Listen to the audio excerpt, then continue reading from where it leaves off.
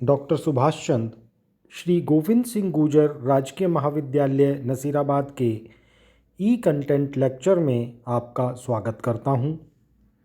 आज हम बात करेंगे प्रवास के या स्थानांतरण के प्रभाव और स्थानांतरण में बाधाएं या प्रवास में बाधाएं, अर्थात barriers in migration and effects of migration.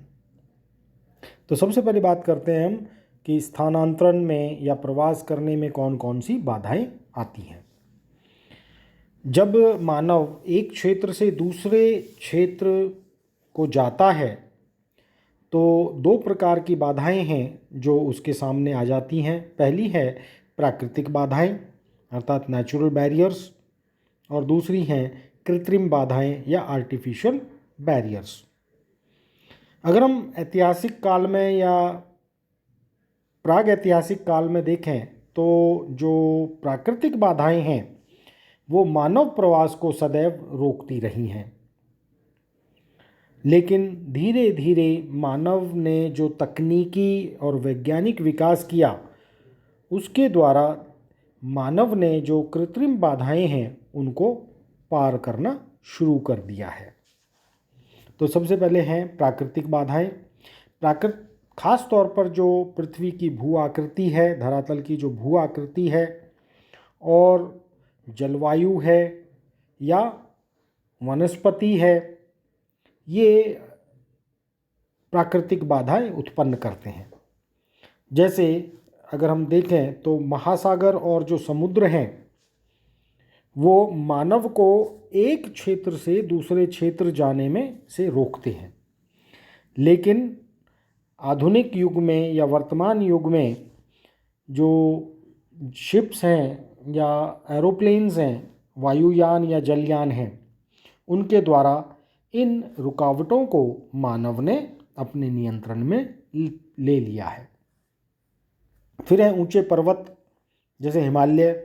ऊंचे पर्वत हमेशा से मानवीय आवागमन में रुकावट रहे हैं। इसी प्रकार से जो उच्च अक्षांशीय क्षेत्र हैं वहाँ पर सदैव बर्फ़ जमा रहती है, इसलिए जो वो क्षेत्र भी है वो मानव के प्रवास को में बाधक है।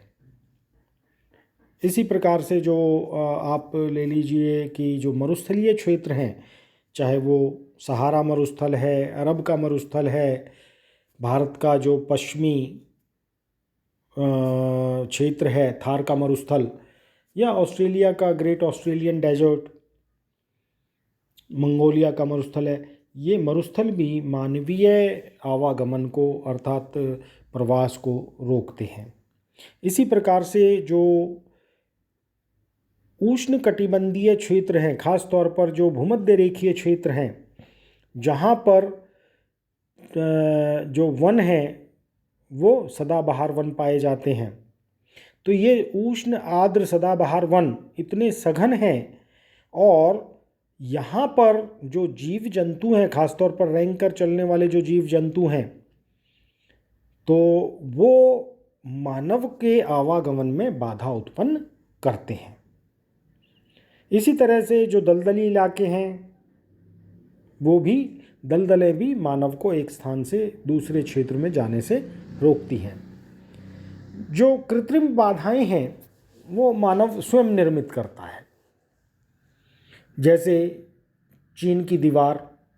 अब चीन की जो ग्रेट वॉल ऑफ चाइना है, ये अगर हम देखें तो बहुत लंबी दीवार है और विशेषकर जो चीनी राजा हैं या जनता है उसने मध्य एशिया से आने वाले आक्रमणकारियों को रोकने के लिए इसे बनाया था। इसी प्रकार से अगर हम भारत में भी देखें तो भारत में जो पुराने नगर हैं वो परकोटे के अंदर होते थे, अर्थात वो उनमें चारों तरफ चार दीवारी बनाई जाती थी ताकि ये शत्रुओं से सुरक्षा की जा सके, ये जंगली जानवरों से भी सुरक्षा की जा सके। तो ये जो दीवारें हैं वो मानव के स्थानांतरण में या मानव के आवागमन में बाधा उत्पन्न करती हैं। तो इसी प्रकार से अगर हम देखें तो जर्मनी द्वितीय विश्व युद्ध के बाद जर्मनी के दो भाग हुए, पूर्वी जर्मनी और पश्चिमी जर्मनी, और इसी तरह से बर्लिन की दीवार बनाई गई ताकि एक तरफ के लोग दूसरी तरफ ना जा सकें। इसी प्रकार से अलग अलग राज्यों ने, चाहे वो ऑस्ट्रेलिया है, न्यूजीलैंड है, दक्षिणी अफ्रीका है, कनाडा है, इन देशों ने सामान्यतः अपनी श्वेत नीति के द्वारा जो एशियाई या अफ्रीका के लोग हैं उनको वहाँ बसने से रोका हुआ है। इसी तरह से और भी जो रेस्ट्रिक्शंस हैं, प्रतिबंध हैं, जो राजनीतिक नियमों के तहत अलग अलग देशों ने अलग अलग प्रकार से बनाए हुए हैं, वे भी स्वतंत्र आवागमन को, स्वतंत्र प्रवास को, मानवीय प्रवास को एक स्थान से या एक देश से दूसरे देश जाने से रोकते हैं। तो इस तरह हम देखते हैं कि जो प्रवास है इसमें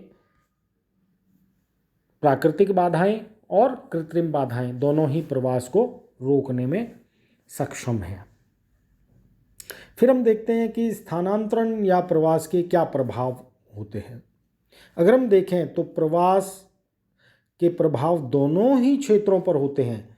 वे क्षेत्र जहाँ से प्रवास कर कर लोग आते हैं और वो क्षेत्र या वो देश जहाँ प्रवास कर कर लोग बसते हैं। तो जो मुख्य प्रभाव हैं उनमें सबसे पहले हम लेते हैं कि जनसंख्या के भार में बदलाव, change in the population pressure.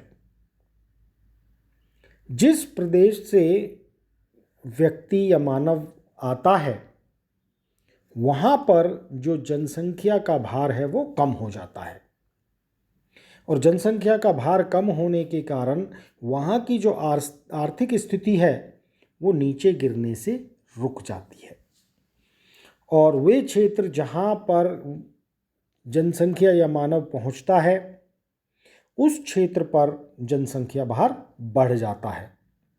अब इसके दोनों ही प्रकार के परिणाम होते हैं, अच्छे परिणाम भी होते हैं और बुरे परिणाम भी होते हैं। जैसे मैंने कहा, अच्छा परिणाम ये है कि जो व्यक्ति या मानव प्रवास कर कर आते हैं वहाँ रहने वाले लोगों की अपेक्षा, अगर हम विकसित देशों की बात करें तो वे ज़्यादा सुशिक्षित,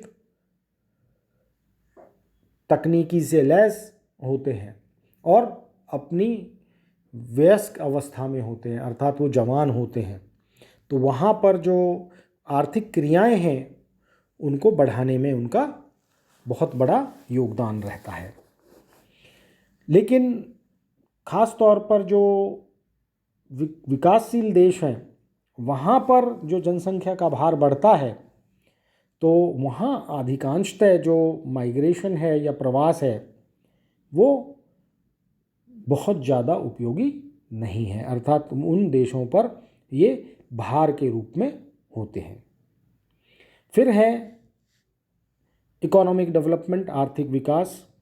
अगर हम देखें तो अगर हम इनका उदाहरण लें तो यूरोपीय देशों से जितने भी प्रवास हुए हैं, खासतौर पर 18वीं 19वीं शताब्दी में और 16वीं शताब्दी में, जो लोग उत्तरी अमेरिका, दक्षिणी अमेरिका, ऑस्ट्रेलिया या दक्षिणी अफ्रीका आदि के देशों में जाकर बस गए हैं, तो उन्होंने वहाँ क्या किया कि वहाँ के जो प्राकृतिक संसाधन हैं उनका उपयोग करके विज्ञान और तकनीकी के ज्ञान के द्वारा उन देशों की भी आर्थिक उन्नति या आर्थिक विकास किया। आज अगर हम देखें तो यूएसए, कनाडा अर्थात उत्तरी अमेरिका के जो ये देश हैं ये संसार के सबसे अधिक धनी देशों में से एक है। इसी प्रकार से रूस के जो साइबेरिया का क्षेत्र है वहाँ पर रूस के लोगों ने प्रवास किया और वहाँ पर जाकर कोयला, लोहा, तांबा, सोना, पेट्रोल, इन आदि के जो आदि संसाधन के जो भंडार हैं उनका उपयोग कर उस क्षेत्र को विकसित किया। तीसरा जो प्रभाव देखने को मिलता है वो है सांस्कृतिक प्रभाव, अर्थात जो व्यक्ति किसी एक क्षेत्र से दूसरे क्षेत्र पर जाते हैं, जाकर बसते हैं, तो अपने साथ अपनी संस्कृति और सभ्यता को भी साथ में लेकर जाते हैं। तो अगर उदाहरण के रूप में देखें तो जो यूरोपीय देशों के लोग जो बाहर के देशों में गए तो वो अपनी सभ्यता, अपनी संस्कृति, अपनी भाषा को अपने उपनिवेशों में लेकर गए और इन्होंने वहाँ जाकर अपनी सभ्यता, अपनी भाषा का प्रचार प्रसार भी किया। इसलिए जो भारत, इंडोनेशिया या आप कह लीजिए दक्षिणी अमेरिका, उत्तरी अमेरिका, इन देशों में भी यूरोपीय सभ्यताओं की गहरी छाप है। अगर हम भारत में देखें तो भारत जैसे देश में पूर्वी सभ्यता और पश्चिमी सभ्यता का सम्मिश्रण आसानी से मिल जाता है और ये कारण है कि यूरोपीय देशों से लोगों के आने के कारण ऐसा ये कल्चरल फ्यूजन हुआ है। फिर है जो जनसंख्या की संरचना पर प्रभाव, अर्थात जिस प्रदेश से जनसंख्या बाहर प्रवास करती है तो वहाँ से जो नौजवान व्यक्ति हैं, शिक्षित व्यक्ति हैं, नौजवान व्यक्ति हैं, वे प्रवास करते हैं। तो अर्थात उस क्षेत्र में बच्चे और बूढ़े और स्त्रियां ये उस प्रदेश में रह जाते हैं। अर्थात काम करने वाले जो वर्ग हैं उनके लोग प्रवासित हो जाते हैं। तो प्रवासित क्षेत्र में तो जहाँ से वो जाते हैं उस क्षेत्र में वर्क करने वाले या काम करने वाले लोगों में की कमी आ जाती है, जबकि जहाँ वो जाते हैं वहाँ की जो आयु संरचना है, आयु वर्ग संरचना है, एज ग्रुप्स हैं, वहाँ पर काम करने वाले लोगों की संख्या बढ़ जाती है। तो इस तरह से हम देखते हैं कि जहाँ पर ये लोग जाते हैं वहाँ की जो आर्थिक विकास की गति है वो और तीव्र हो जाती है। और यही बहुत बड़ा कारण है कि अमेरिका, चाहे वो दक्षिणी अमेरिका हो या उत्तरी अमेरिका, दक्षिणी अफ्रीका हो, ऑस्ट्रेलिया, न्यूजीलैंड, तो ये वो क्षेत्र हैं, देश हैं जहाँ पर जो आर्थिक विकास है वो तेज़ गति से हुआ। फिर है पारस्परिक उन्नति। ये देखने में मिलता है कि जिस प्रदेश से जनसंख्या प्रवास करती है वो उस क्षेत्र में जहाँ वो जाती है वहाँ के संसाधनों को या रुपए हैं वो वापस अपने गांव या अपने उस क्षेत्र में भेजने की कोशिश करती है। इसलिए जो संसाधन है वो एक देश से दूसरे देश की ओर जाते हैं। इसी तरह से जो संस्कृति है या वैज्ञानिक तकनीकी जो विकास है, शिक्षा है, वो भी एक जगह से दूसरे क्षेत्र की ओर जाती है, जिससे कि एक क्षेत्र का विकास होने पर दूसरे क्षेत्र के विकास पर भी प्रभाव पड़ता है। जैसे अगर हम लें कि उदाहरण लें कि गांव से नगर की ओर जो लोग प्रवास कर जाते हैं, जब भी वो वापस आते हैं तो अपने साथ बहुत सारी चीज़ें, नगर की सभ्यता, नगर की शिक्षा, वहाँ की तकनीक, बहुत सारी जो चीज़ें वो लेकर साथ में आते हैं, पैसा, ठीक है। तो इससे गांवों का भी विकास होता है और नगरों का भी विकास होता है। इसी प्रकार से जो अंतर्राष्ट्रीय प्रवास है, अंतर्राष्ट्रीय प्रवास से जो अंतर्राष्ट्रीय सद्भावना में वृद्धि होती है।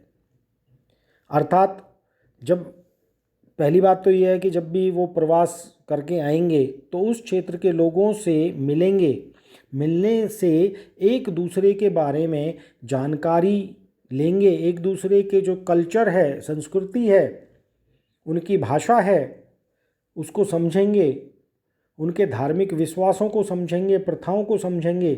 तो एक दूसरे की समझ के कारण वे पारस्परिक सहानुभूति, मित्रता और सहायता, इसकी भावना हमेशा बढ़ती है। तो अर्थात अंतर्राष्ट्रीय स्तर पर भी जो सद्भावना की भावना है उसमें वृद्धि होती है। इसी प्रकार से जो पारस्परिक विचारों के आदान प्रदान से एक दूसरे के देशों में जो वैज्ञानिक उन्नति हुई है, आविष्कार हुए हैं, उनका आदान प्रदान करने से दोनों ही प्रदेशों की उन्नति निहित होती है और होती है। अर्थात हम कह सकते हैं कि जो प्रवास है उसका उस क्षेत्र के लोगों पर भी, उस क्षेत्र पर भी जहाँ से प्रवासित लोग जाते हैं, और उस क्षेत्र पर भी जहाँ प्रवासित लोग बसते हैं, दोनों पर पॉजिटिव और नेगेटिव दोनों प्रकार के प्रभाव पड़ते हैं। धन्यवाद।